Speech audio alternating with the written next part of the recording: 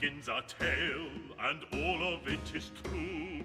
Through all of London bubonic plague did spread, covering folk in weeping sores and leaving thousands dead. From towns and cities, doctors they did flee, leaving their patients to die in misery. But one brave doctor stayed when all the cowards fled, might not have been because he was too sick to leave his bed. Alas, 'tis my final hour. I will surely die. I am too far gone to recover, and for the plague there is no cure. Unless a cure might be found in the stars.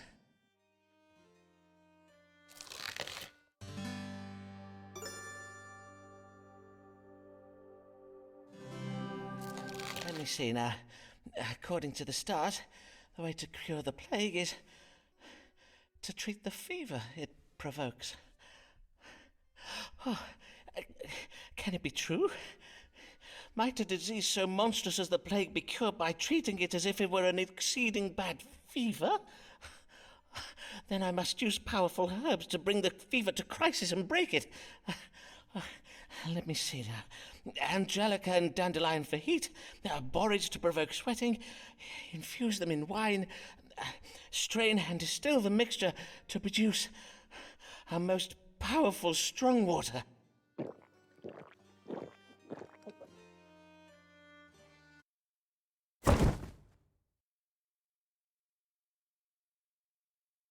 Huzzah! I am cured! I shall now go forth with my miraculous strong water to cure all London of the plague.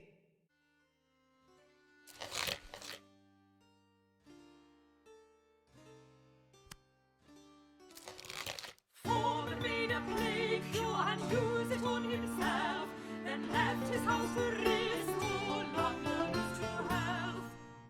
Huzzah! Huzzah! Huzzah! Huzzah! Huzzah! Huzzah! Huzzah! Huzzah! Simon Forman, he cured us of the plague, 'tis true. Some details are a little vague, but we know he used astrology and knows his own strong water. So what if he be not a proper licensed doctor? Here comes a lady queer and a little wary. Her name is Avis Allen. What can her trouble be? God give you good day, madam. How may I... Are you Mr. Forman? Mr. Simon Forman, the doctor? Aye, madam, I am indeed Dr. Simon Forman. I bid you welcome to my consulting chambers. Mistress... Allen, Mistress Avis Allen of Lambeth. Pray tell me your age, if you please, madam. I am 33 years of age. And how might I do you service this day, Mistress Allen? Pray describe your troubles to me. Well, the pain started full late last eve upon retiring to bed. Not that I am in the habit of retiring so late, but my husband did desire a special supper of cold meats to celebrate and give thanks in any case, it started in the night and it continued until dawning. That being the pain in my head and the chundering. A moment whilst I make note of this. Headache and involuntary purging. Is that all? Aye, that is all. And thinking on it, my complaint does seem most trifling. And you are doubtless busy with important cases. Oh, like the plague! Yea, verily, mayhap I should not have come after all. Good day, Dr. Forman. I beseech you, pardon me, for I have wasted your time. Prithee, do not go, for I assure you, madam, your case verily is important to me. And 'tis important to you, is it not, Mistress Allen? Else you would not have come this day. Well, aye. Let us consult the stars now then, shall we? What is the cause of Mistress Allen's suffering?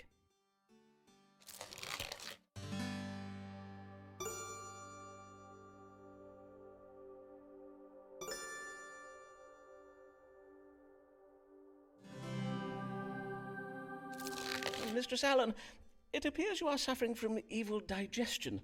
'Twas doubtless engendered by corrupt meats. Mayhap the cold meats you took for supper. Verily? Why, yes. My chart shows that Saturn is in Cancer at this moment. Cancer rules the stomach, and Saturn is the ruler of black bile. 'Tis a mild imbalance of black bile that is the cause of your suffering. And now you have purged it, you have merely to keep to your bed for a day and to rest. The bile? Do you think, might it have done ill to my unborn child? Ah, then I take it you believe you are with child. Mayhap 'twas the reason for your celebration last even? Pray tell, how long has it been since your monthly courses? Aye, sir, I do believe it. For it has been 14 weeks since my courses, and yesterday I did even feel the child quicken. In truth, 'tis the reason I am come, not on my own account, and not even then, if my situation were ordinary. I have been with child before, you see, but 'tis never. And Mr. Allen, and I do pray this one will be born alive. Dr. Forman, prithee speak true. Have I killed our child? Have I killed this child as well? How now, madam? Speak not so of yourself. You are the child's mother. 'Tis you who gives life to the babe growing inside you. And verily, if mere chundering were to cause grave harm when a woman is with child, why, then full half my feminine querence would be barren. I'm sorry. 'Tis just that I am... Dear lady, would God have spared you from the plague if 'twas not his plan for you to have this child? I own 'tis. Yes, doubtless God does have plans for me. How very kind you are, Mr. Dr. Forman. I thank ye, and fare you well, sir. Fare you well, Mistress Allen.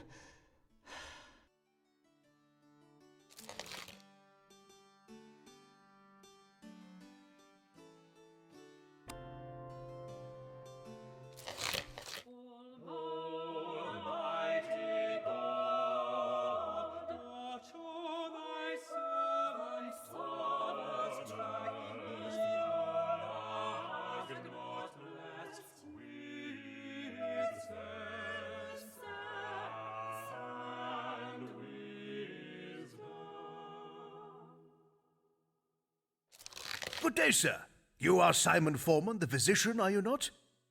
These are your rooms. Indeed, I am he, and well met, sir.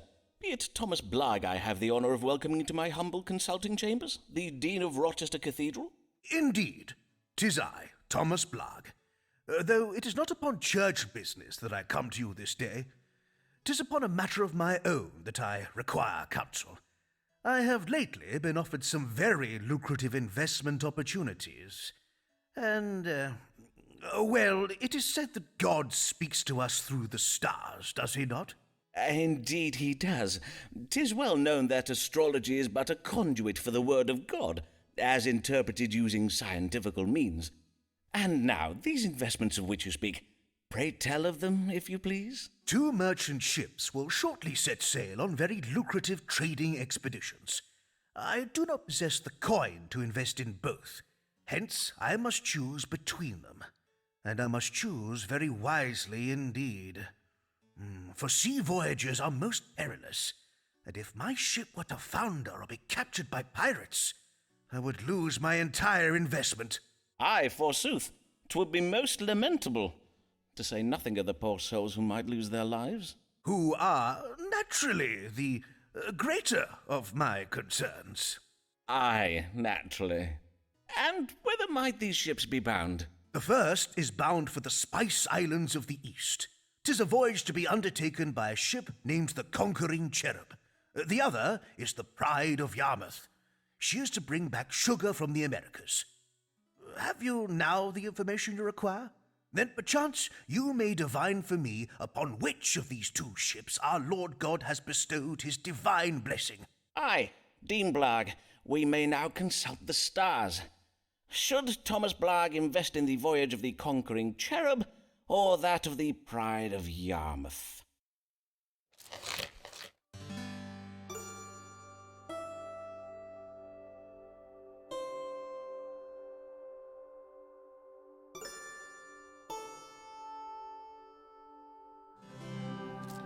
The stars advise you to invest in the ship named the Conquering Cherub. I see.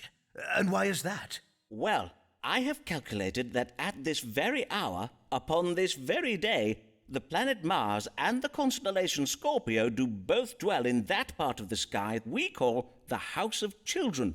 And, as it happens, Mars is the ruler of Scorpio, hence we may say that Mars is presently exalted. Mars has been exalted by Scorpio, you say? And what might that mean? When exalted, Mars represents victory. And so, with victory in the House of Children, we may read this as a victorious child. Ergo, the conquering cherub. Ah, I see. For a cherub is a kind of child, is it not? In sooth, I do find the science of astrology verily fascinating. I thank you, Dr. Forman. You have been most helpful.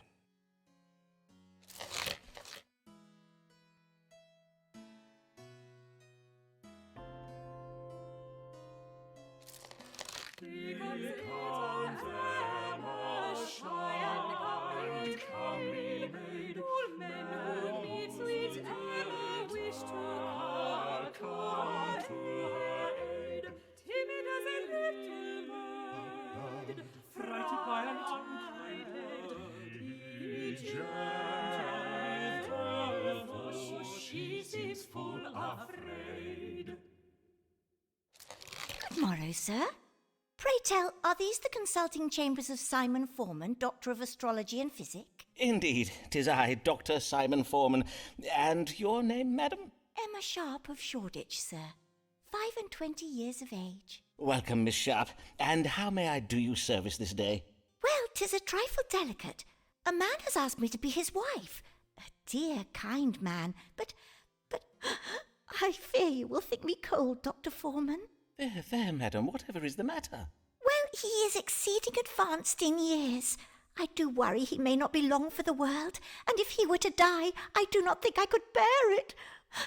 Verily, I would not. Indeed, methinks I would rather not marry him at all. Am I very heartless, Dr. Forman? Nay, not in the least, madam. Your fears are most reasonable. A man in the winter of his life is indeed more likely to die.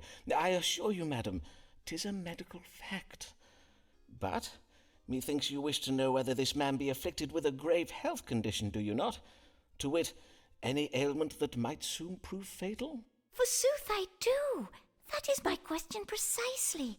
Why, Dr. Forman, 'tis as if you have a gift for reading minds. Merely the gift of logical surmise, madam. Let us see whether a judgment of the stars may calm your fears. Does Mr. What was your gentleman's name? Mr. George Middleton, a wool merchant. Does Mr. Middleton have any ailments that might hasten his death?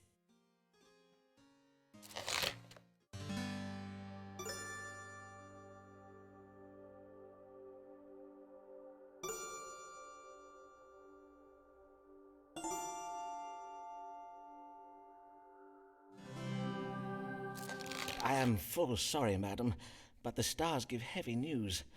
Mr. Middleton suffers from a cardiac passion. Indeed, his heart may stop at any moment. He must avoid anything that might alarm or trouble his vital spirits. One shock could be enough to kill him. Oh, woe, alas, poor Mr. Middleton. I thank ye for your kind understanding, Dr. Forman, and for your discretion in this matter. I will at once to my family go and beseech them not to make me accept Mr. Middleton's proposal. God give you good day, Dr. Forman.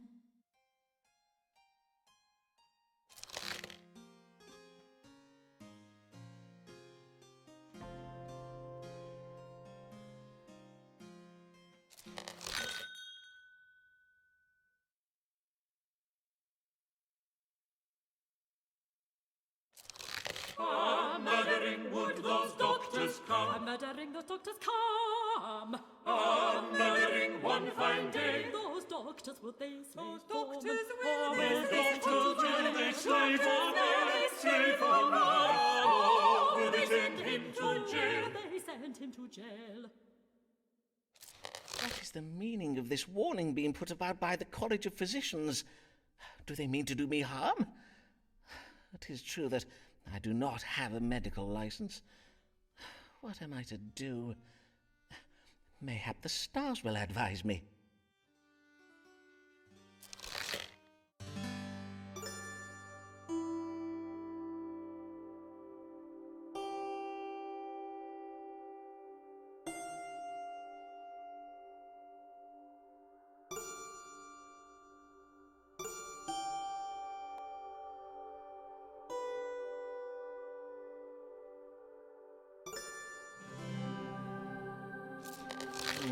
I see.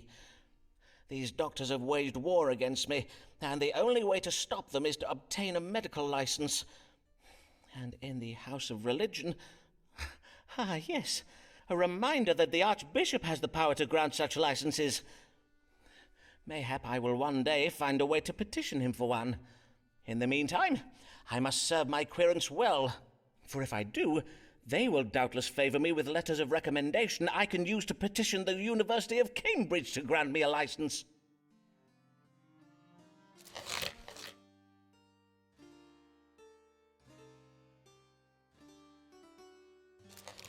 Who's this man at the door who we've not seen before? Who's this man at the door who we've not seen before? Who is come to inquire dressed in such strange attire? 'Tis Signor Ferraro.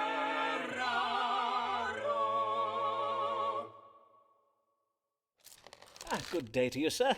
Oh, I see you're having some difficulties. William, fetch my guest a chair. No, it's good. I am just a little stiff. As you wish. Mr. Signor Riccardo Ferraro.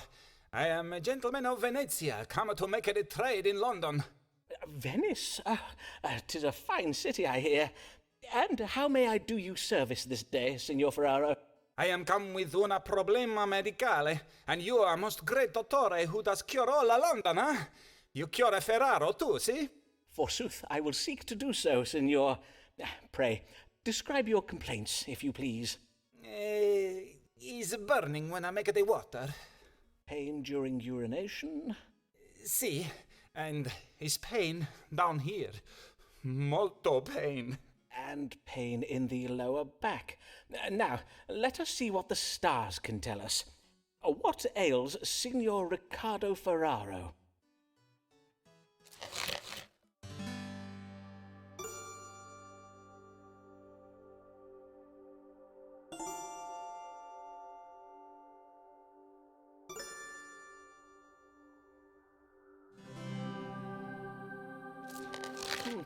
Your symptoms indicate stones in the kidney.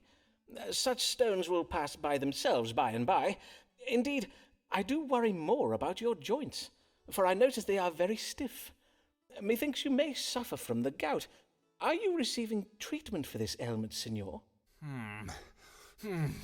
You take notice I have the gout, eh? Indeed, 'tis true. The ancient Greeks found bee venom to be an effective treatment for this disease. Pray, take this, if you please, Signor. 'Tis directions to a local beekeeper to whom I oft direct my patients in such cases. I thank you, Signor Forman. And now, Riccardo Ferraro bids you good day.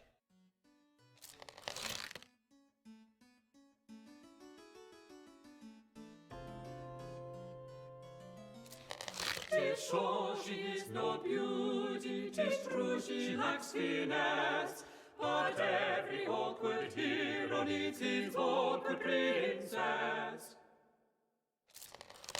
Well met, Mistress Allen. Pray tell, the last time I saw you, you were with child, methinks. Pray tell, how I fares... would rather not talk about that, if you please. Oh, I see. I am full sorry, madam. What I'm brings come you upon... this? The matter I beg that your brings... pardon, madam. I prithee, madam, say on. I'm come about the new law. I know not what to do, and I would have counsel. You are in trouble with the law, madam? Nay, at least not yet, but my neighbours have begun to remark unkindly upon my absences, my Sunday absences from church. I am afeard one of them may soon denounce me. 'Tis the Act Against Recusants you speak of, the law that obliges Catholics to attend church and take the English sacrament. You are of the Catholic faith, then, I take it? Aye, a Catholic, but as well a law-abiding woman and a full loyal subject of the Queen. Long may she reign. I do not doubt it, madam. But to take the Protestant sacrament, 'tis heresy. So says the Pope in Rome.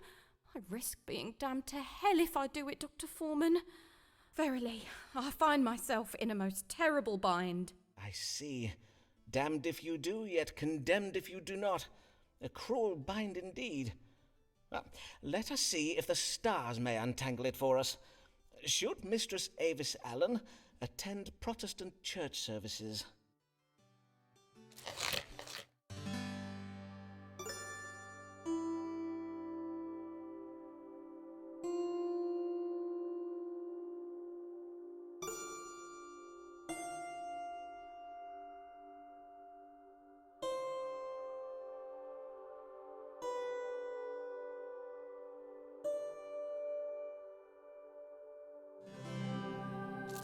I fear the stars confirm your fears. You must attend church every Sunday, lest you risk being prosecuted for being a recusant. Oh, but then what of my soul, Dr. Forman? Methinks I have a solution for that, madam. If you were to cross your fingers behind your back during the service, any Protestant oath you swear would not count. Of course, you must be sure to stand at the back of the church while doing so that only God may see, and no one else. Forsooth, what an ingenious notion! Oh, Dr. Forman, you have saved me. You are so wise, sir. 'Tis so. Verily, 'tis most admirable. But, dear lady, 'tis you who is to be admired. The strength of resolve, your devotion to your faith, and your... Madam, would you care to see my collection of Venetian glassware? I think I would. Indeed, I would like that very well.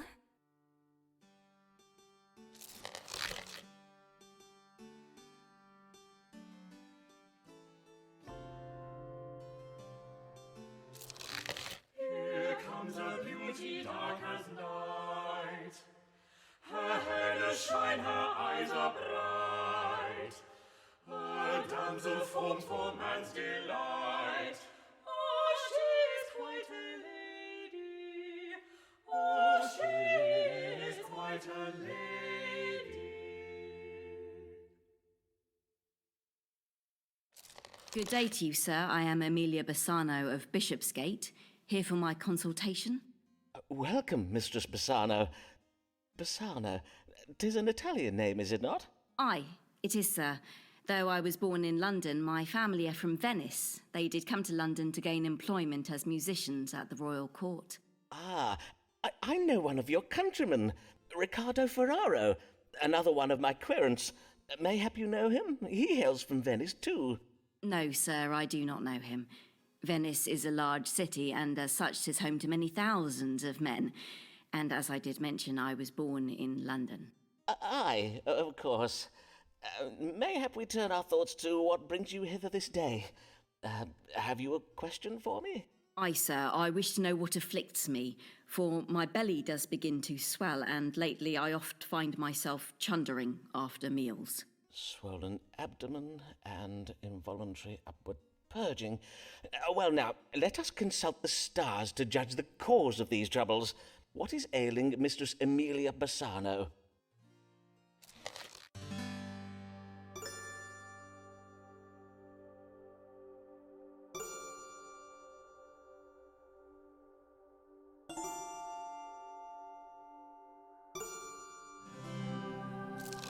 I neglected to ask. Is there a Mr. Bassano? Aye, my father still lives. I mean to say, are you yet married, Mistress Bassano? I presume you are, for the stars indicate that you are with child. Wondrous news indeed. Ah, I see. Of course, it is natural for a young lady to be a trifle anxious when she's expecting her first child. And I see you are anxious, are you not? Aye, Mr. Forman, I own that I am. Well, doubtless you are anxious owing to the unpredictable nature of your condition. For instance, sometimes the child might emerge from its mother's womb early, weeks or even months earlier than anticipated. This possibility is a medical fact. and one that should be explained to any husband you may... Do you see what I'm saying, Mistress Bassano? Nay, not in the least, sir. Ah, some of my maiden querents, I assume you are still unmarried and therefore a maiden, when they find themselves inexplicably with child, they oft do not remain unmarried for long. I advise you to discuss this with your family without delay, Mistress Bassano. Doubtless they will be keen to make the arrangements for you. I see. Yes, of course. I must lose no time in finding a husband. I thank you, Dr. Forman. Good day.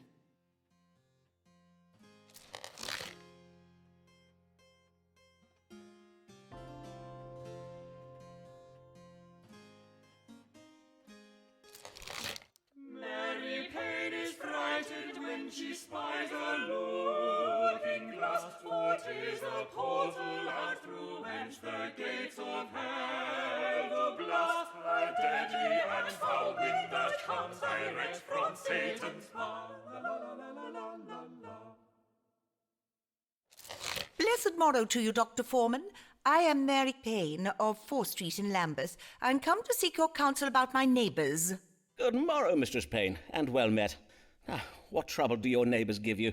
They play their lutes into the night, perchance? Mayhap a neighbour has cast a malignant spell upon your cabbages. Why, sir, 'tis no trifling matter. Indeed, 'tis a matter of grave importance. Doubtless you do know we have a Catholic living on 4th Street, a woman by the name of Avis Allen. Ah, yes. I did hear tell that Mistress Allen subscribes to the Romish faith. But 'tis no crime to be a Catholic, is it, madam? At least, not at present. Aye, but harbouring a Jesuit priest is, Dr. Forman. These evenings past, I have spied a man sneaking in and out of the Allens' house. 'Tis my reckoning the man is a priest who is going hither and thither all over Lambeth to perform the Catholic Mass and take confessions. Doubtless Mr. Allen is hiding him in one of those little cupboards. You mean to say you think Mr. Allen has installed a priest hole in his house? A secret room hidden behind the wood panelling of a wall? Indeed I do. I am certain that he has such a hole, and that a priest is going in and out of Mr. Allen's hole from dusk till dawn. Verily? How troubling. But surely you are mistaken, madam, for under the cover of darkness, how can you be sure the man you did spy was not Mr. Allen himself? Nay, 'twas not Mr. Allen. Mr. Allen is a fine, tall figure of a man, whereas the figure I did spy was very narrow and malformed in appearance. A scrawny little imp of a man he was. I see. Now, you must not think me intolerant, Dr. Forman. If Mistress Allen must cling to her idolatrous backward beliefs, 'tis her own affair, and I have no wish to cause trouble for the Allens. And 'tis true that Mistress Allen does now attend church on Sundays and takes the English sacrament just as she ought to. But we residents of 4th Street are decent English folk. We will not abide an agent of Rome sneaking around our neighbourhood, muttering incantations in some devilish foreign tongue. I think you mean Latin, madam. But before I act upon my suspicions, I think it wise to know if there be any truth in them. Then let us see what the stars can tell us. Who is this mysterious stranger, and why does he frequent the Allens' house late at night?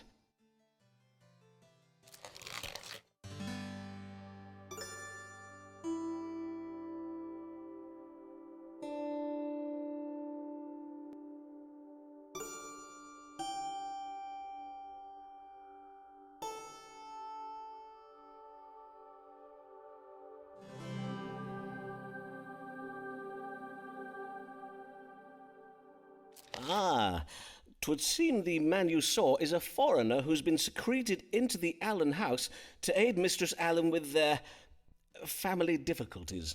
Family difficulties? Come, Dr. Forman, pray speak plain. Ah, well, as you doubtless know, the Allens have never been blessed with a living child. Mayhap 'tis the belief of Mistress Allen that the seed of a foreigner would prove more powerful than the, demonstrably less successful seed of Mr. Allen. Then 'tis naught but adultery, fornication with a foreigner. Mistress Allen will pay dearly for such sinning. Her soul will be damned to an afterlife, beset by the exquisite tortures of hell's capricious demons. Aye, well, according to scripture, that is technically true. But to harbour a Jesuit priest is a far greater evil. We must be glad that Mistress Allen commits naught but the sin of adultery, conducted late at night, with a man who gives forth strong foreign seed. You have given me much to think on, Dr. Forman. Blessed day! I am glad to have been of service, Mistress Payne.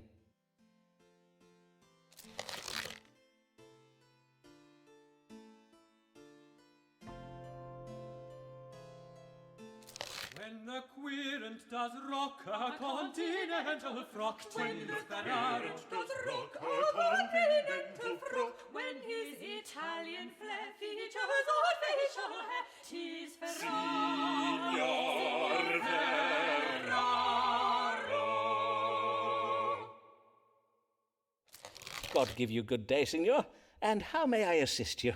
'Tis I, Riccardo Ferraro, come once again to see the great dottore, Simon Forman. So I see. What brings you this day? I bring myself to you, so you treat my illness. 'Tis very grave. And, what might this illness be? Perchance we might start with your complaints. First problem is the laughter that cannot be controlled. Uncontrollable laughter, you say? I see. Anything else? Next problem, the dancing that cannot be controlled. Uncontrollable dancing. And yet, you do not appear to be dancing at present. What can I say? 'Tis uncontrollable dancing. I cannot control when I dance. Nay, 'tis a fair point. Doubtless my disease, whatever it may be, is very rare and very difficult to diagnose. But of course, if it be beyond your medical understanding... Let me assure you, signor, that whatever is said of us on the continent, the learning of we English doctors is unparalleled. There is no better medical care to be had than in London. Now, let us see whether the stars may tell us something of your unusual and troubling illness.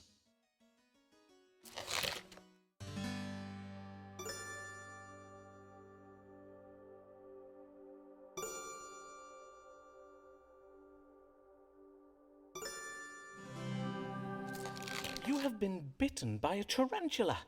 Its venom has been creeping throughout your body, provoking the wanton laughter and dancing you're experiencing.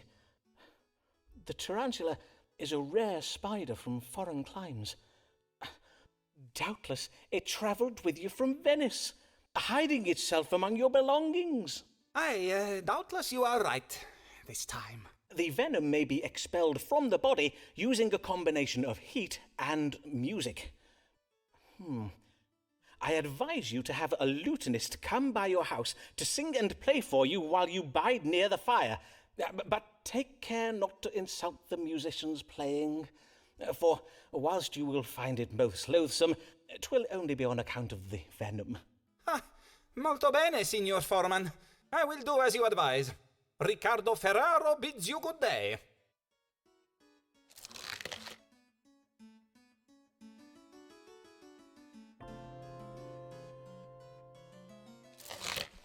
Why does this lady feel confined? Mayhap the world is too unkind. Nay, doctor, medicate her mind. Pray cure this comely lady. Pray cure this Comely lady.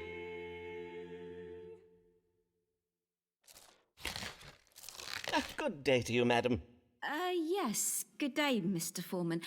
Pray tell, is your Venetian querent Riccardo Ferraro one of the patients you treat for troubles of the mind? Forsooth, his manner is right strange. I passed him at the door, and when I addressed him in the Italian tongue, he abruptly turned from me and ran away down the street. Nay, Signor Ferraro has no grave troubles of the mind that I'm aware of. Mayhap he was merely dumbstruck by your beauty, madam.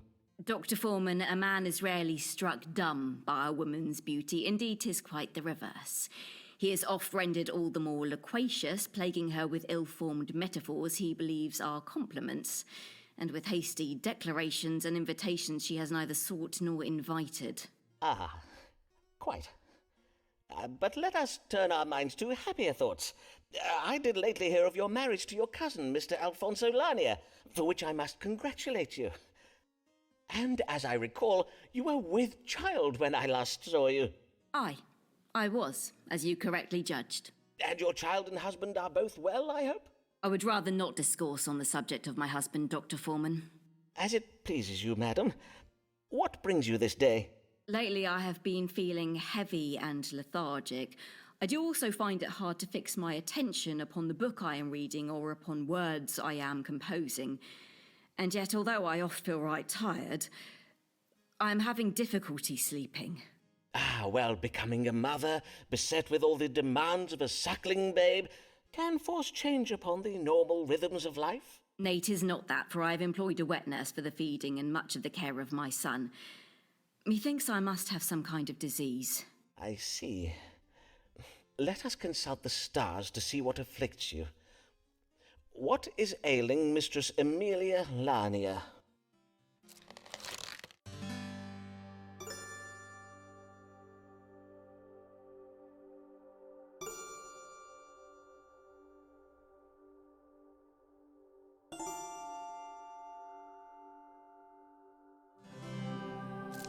You are afflicted with a choleric temperament, madam. I see. And what treatment can you give me for it? Before we speak of treating your condition, madam, I think it wise we determine what has provoked it. You did express a desire not to speak of your husband, and I cannot help but think that such a reluctance reveals where the source of your troubles might lie, to wit, within your marriage.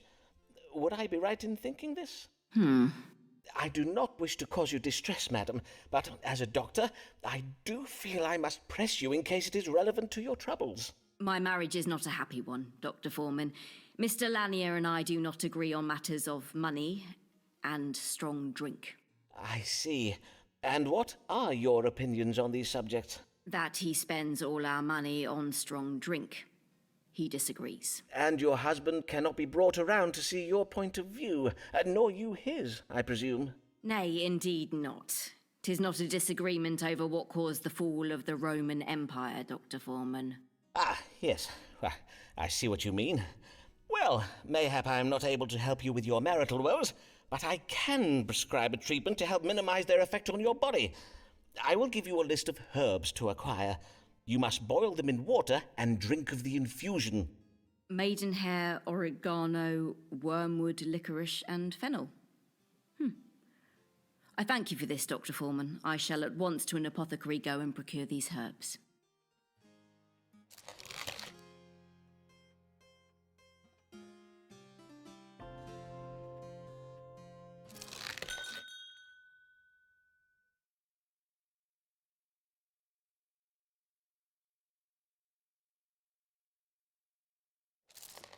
What is variation? We are no longer sure. Seems Forman's now a patient, and Avis is the cure. Ah, my dear Avis, what a pleasure it is to see you. I have oft thought of our I last... cannot tarry long. My husband will be expecting me home. Of course. But, dear lady, is something the matter? Of course. Do not all your querents come with a matter they wish an answer to? Well, yes, but... I wish to ask of the stars whether a man I am close with, a man who is not my husband, whether that man be also close with another woman. A man you are... I see. Well, if I am to judge the stars for you, I must ask you to be more precise. In what sense do you mean close? The platonic bond of friendship? Nay, close in the sense of being intimate. I see. Then 'tis the familial tie of kinship, perchance. Nay, I mean someone with whom I have shared physical relations.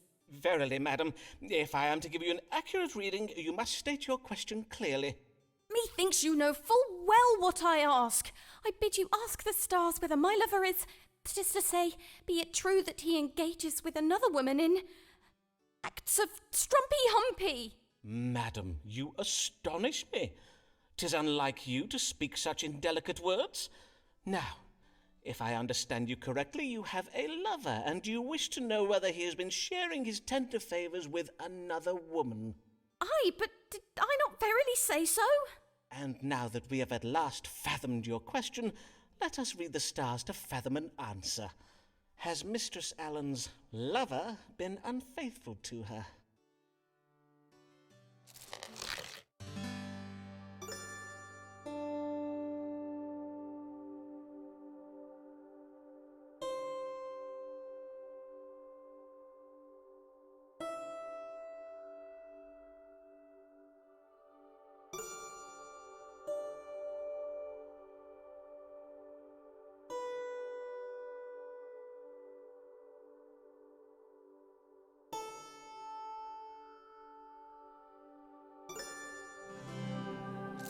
The stars are most clear, madam.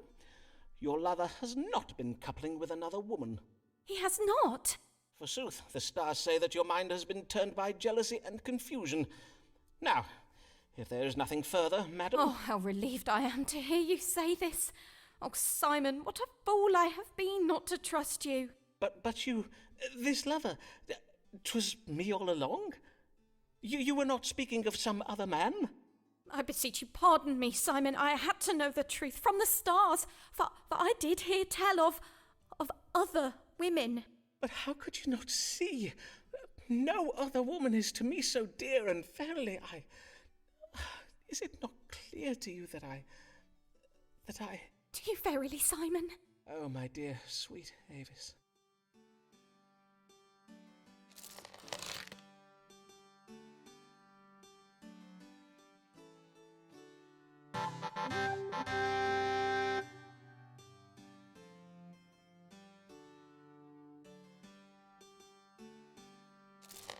Simon Fortescue always has what's new. Far ahead of her friends. She oft gets her hands on goods from foreign lands. That Captain Fortescue sends. Good morrow, madam. I humbly welcome you to my consulting chambers, and thank you for choosing my practice. Mistress... Fortescue, Mistress Sybil Fortescue. Well then, Mistress Fortescue, what may I assist you with this day? I come upon a most troubling matter, sir. I know not whether it is a medical matter or something else. I see. Pray describe your trouble to me, madam. Well, I suppose it all began with a dinner I hosted at my house last even. Mayhap you have heard of my dinners, Dr. Forman. They are much talked about. Though I fear last evening's dinner will be talked about for all the wrong reasons. Talked about, you say? Yes, indeed, invitations to my dinners are much sought after, for I host the most desirable of guests, lords, bishops, poets, explorers, painters, and the like. Why, last eve I hosted the famous Robert Lord Devereux, the playwright William Shakespeare, and the Bishop of London and his wife. As well as fascinating conversation, at my table I serve the very latest and most original dishes. Last even, I served an exotic green vegetable called a portato. So crisp and refreshing. My dear husband sent them home to me from the New World. Doubtless you have heard of my husband, Captain Fortescue. He is a great friend of Sir Walter Raleigh. I see. Your dinners do sound most excellent, Mistress Fortescue. But what occurred at last eve's dinner that has you so distressed? Well, in truth, 'twas after dinner. We all felt a strong desire to take some air, and so we left the table to take a turn in some pleasure gardens nearby. But then, as we were walking along the path, right in the middle of the gardens, in full public view... Pray do not distress yourself, madam. Prithee, take your time. My guests and I were, all of a sudden, stricken with pain. We began chundering and voiding from our... But there was nowhere to turn, you see. There were no bushes close by to shield our modesty. 'Twas unspeakable. A moment, madam, as I note this down. Abdominal pain and simultaneous upward and downward purging of a most sudden and violent nature. Now, let us see how these stars explain this most distressing and unsavoury event. What troubled Mistress Sybil Fortescue and her guests last eve?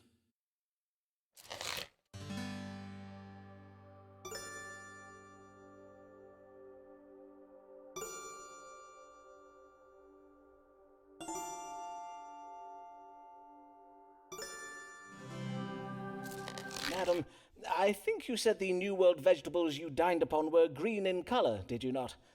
And you described them as crisp and refreshing, I think. I take it then that you served them to your guests green and raw? Yes, indeed. Most of the potatoes my husband sent me were full, dull, and unhealthsome in appearance. Hence I served only the green ones. I had my cook cut them in such a way as to resemble roses. 'Tis the way I oft serve my apples. Ah, then your trouble was a severe case of evil digestion. I have read that these vegetables can be noxious if they turn green. Oh, my days! Do you mean I poisoned my guests? In a manner of speaking, aye. But worry not, madam, for the suffering was but temporary. Indeed, it does sound as if the bodies of your guests were most comprehensively purged of the poison. However, in future, be sure to cook the potatoes until they are soft, and pray do not eat the ones that have turned green. As God shall mend me! What a shameful affair this has been! I shall go home and, well, I shall write to my husband and ask that he includes cooking instructions with the next gift of food that he sends me. I thank ye and bid ye good day, Dr. Forman.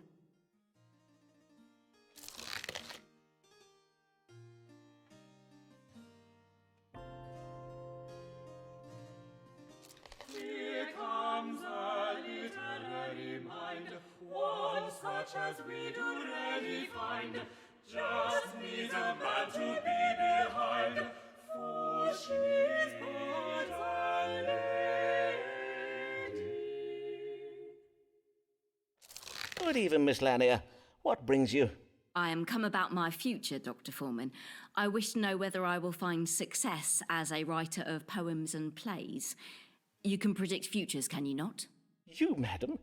A writer of poems and of plays? Forsooth, how verily remarkable. Well, 'tis true most of us Bassanos and Laniers are musicians, but I have chosen a different path. I've lately begun a collaboration with a poet and playwright. Let us call him Mr. S. He is presently writing a play that takes place in northern Italy, and as I am of Italian heritage, he has asked me to help him write it. How interesting. And does this collaboration betwixt you go well? Right well, or so methinks. Indeed, Mr. S did suggest that I am full talented as a writer. Be not afraid of greatness, he told me. For once our play opens upon the London stage, our success will follow, as night follows day. I see. Then what would you have me ask the stars, madam? Well, I've noted that Mr. S, although a brilliant man, is oft prone to exaggerated melodrama and implausible plot resolutions. I wish to know whether this story of his, of our future success, is true. Very wise of you, madam. Then let us see whether your success or failure is writ in the stars. Will Mistress Amelia Lanier find fame and fortune as a writer?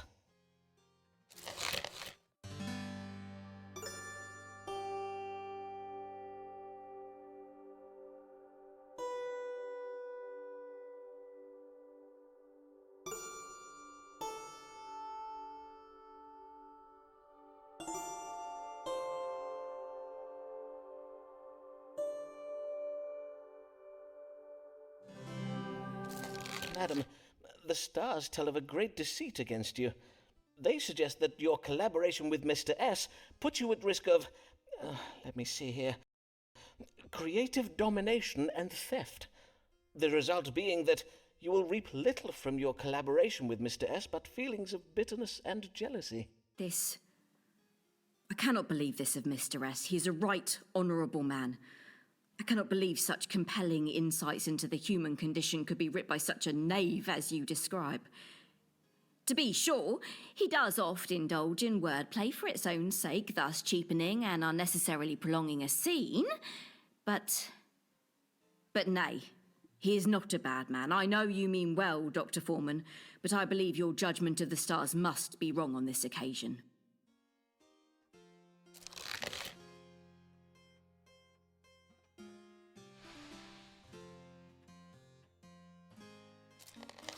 Mistress Davis Allen, the love of Forman's life, how futile 'tis to fall for another man's wife.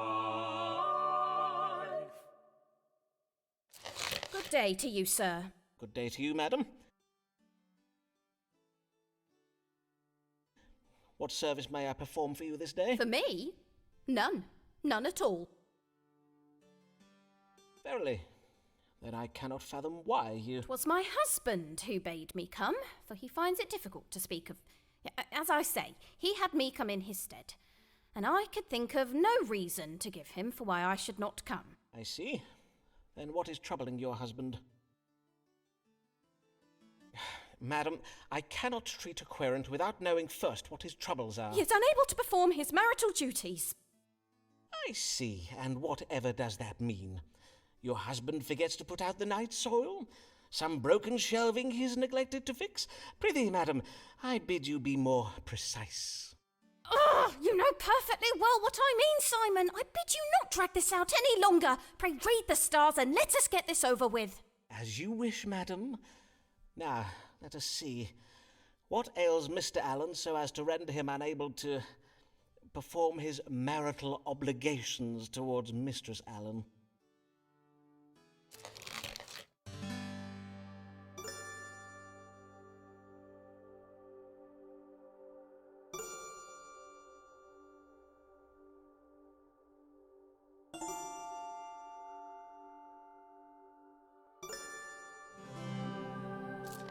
Your husband is suffering from a lack of sanguinity in the brain, which has resulted in a loss of carnal lust. According to my chart, there is little hope of remedy. Verily, no hope at all? Nay, I'm afeard not. Oh, then Mr. Allen is not, cannot be a full husband to me. At least not in the full, true sense of being a husband. Precisely so. And as a physician, it behoves me to observe how unnatural and lamentable it is that a wife be so neglected. Oh, Simon. Oh, my darling Avis.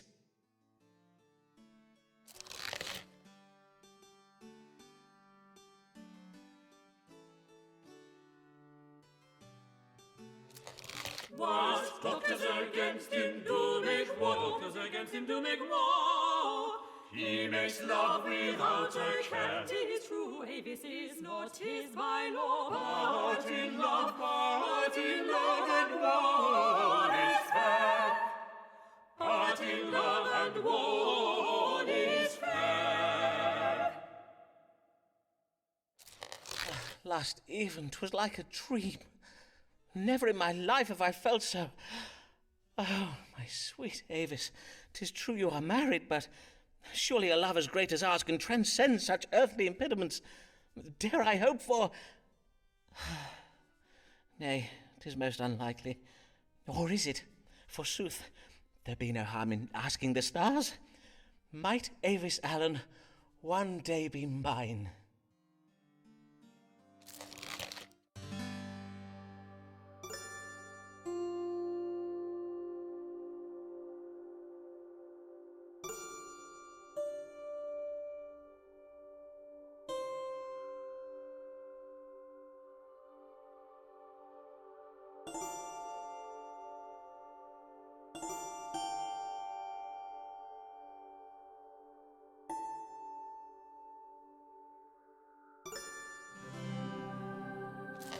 Avis will never leave her family. Well, I suppose that is no surprise, for, after all, she is a Catholic and so cannot divorce. Then the time she is able to afford me will have to suffice. Like a jewel, 'tis all the more precious for its rarity. Avis, my jewel, my bright star.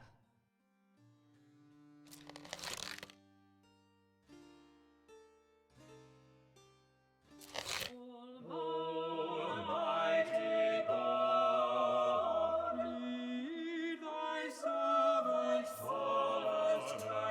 away from sin and temptation,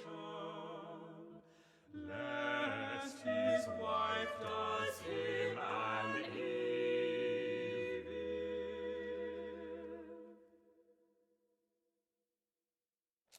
Good day, Dean Blogg. Fare you well?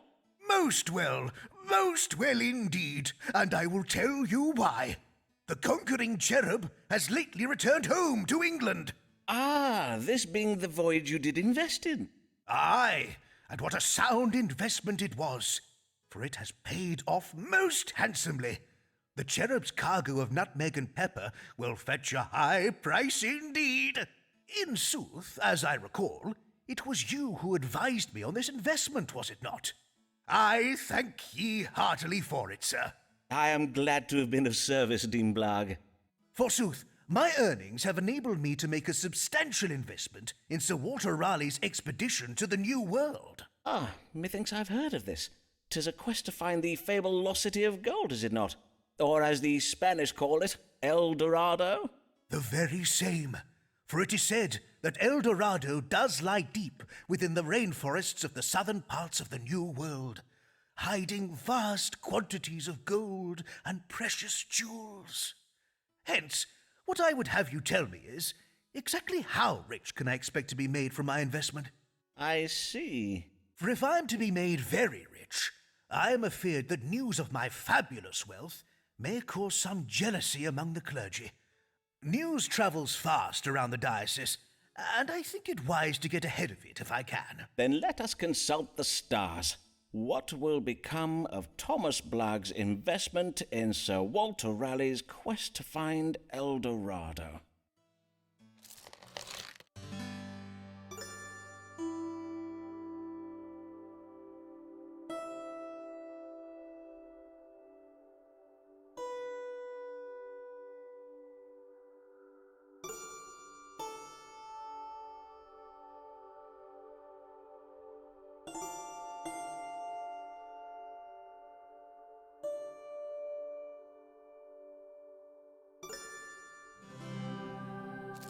I have ill tidings for you, Dean Blagg.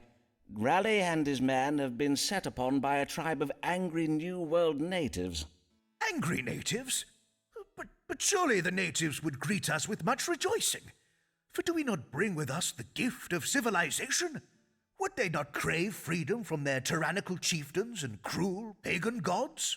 Well, it would seem these particular natives cannot be reasoned with, as they are led by instinct alone, and they will fight to the last man, as it is not in their nature to surrender with honour, as Christian men would.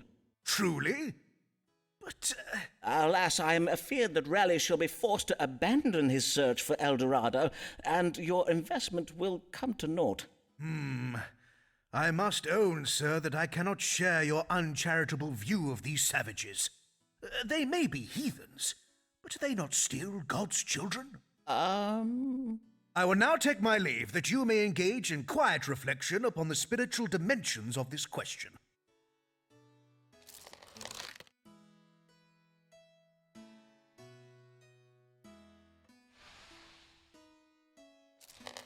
When the symptoms are rare and the questions are quitting, The symptoms are rare and the questions are when quitting. from the land is a strange and is what is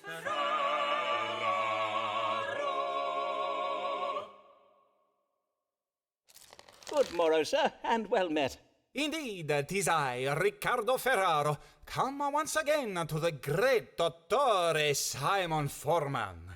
Aye, and I can see why you are come. Methinks you are not well, signor. The colour of your face is quite alarming. It is because I am losing the blood. The blood does drain away from my face, way down my body, and out of my... You are bleeding from your fundament. How much have you been bleeding, and for how long? Un poco, not too much. It does come and go. Sometimes blood, sometimes no blood. You stop the blood, see? Mayhap I will, but first I must consult the stars to find a diagnosis. What ails Signor Riccardo Ferraro?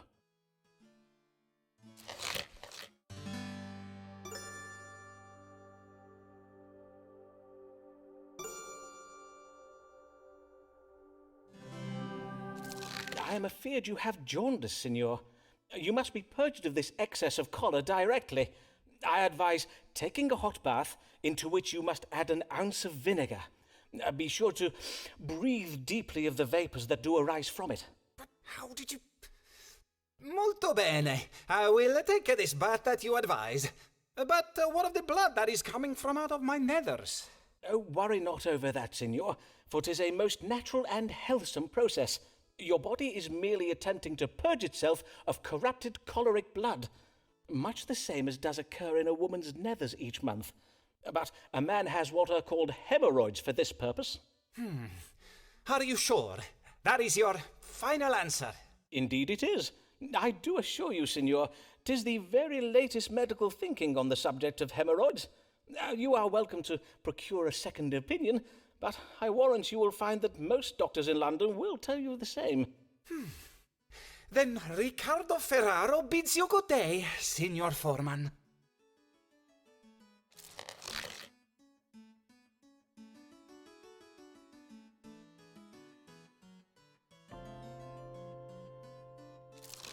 This woman has a gift for words. If only she had writ his words, they'd probably be much better words. Though written by Our Lady.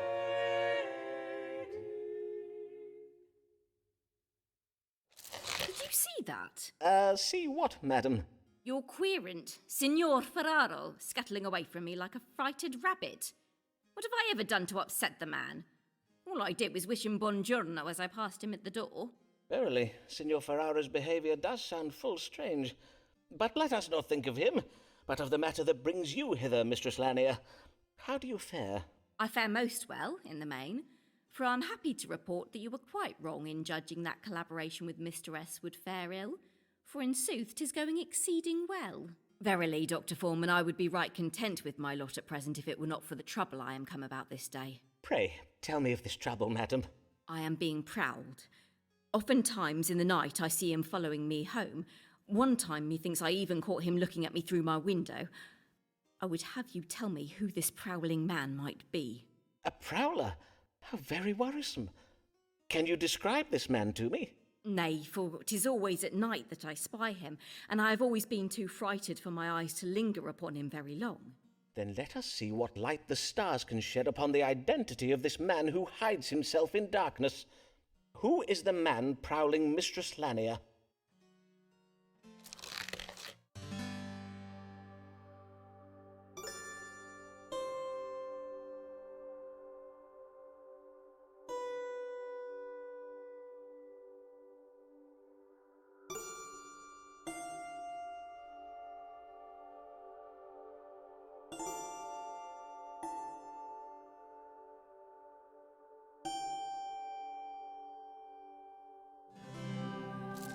The stars suggest that your prowler is a man with a talent for wit, a man who secretly harbours amorous feelings towards you. Does that sound like anyone you know, madam? Dr. Forman, I find your question most illogical. I cannot know of a man who harbours secret feelings for me, for indeed, if I were to know of them, the feelings would not be secret. Yes, well, let me put it another way. Your friend, Mr. S, is the keen-witted man who furtively admires you. He is your prowler, madam. Mr. S is my prowler, you say? Why, Dr. Forman, what is in you? For indeed 'tis not the first time you have cast shade upon the character of Mr. S. I bid you, sir, check the stars again. Is it not the most likely explanation, though, madam? I assure you there is nothing likely about the unique relationship betwixt me and Mr. S. Indeed, he has too much respect for my literary mind to use me so ill. For his is a noble intellect that allows him to soar above the baser instincts of lesser men. Now, if you will not judge the stars again for me, I will bid you good day, Dr. Forman.